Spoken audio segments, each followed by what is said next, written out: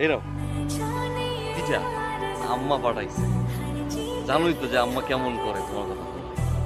একটু দিবা? কেন? দাও না।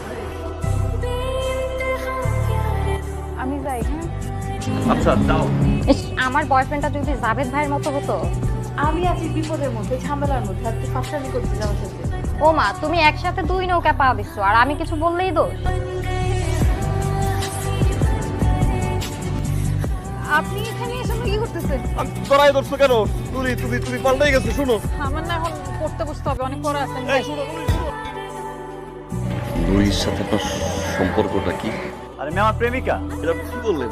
নুরির সাথে আমার সম্পর্ক ভাই ছোটবেলা থেকে, বুঝছেন ভাই? আপনি কি পাগল হয়েছেন? অনেক স্মৃতি ভাই, বাঁচবো না ভাই।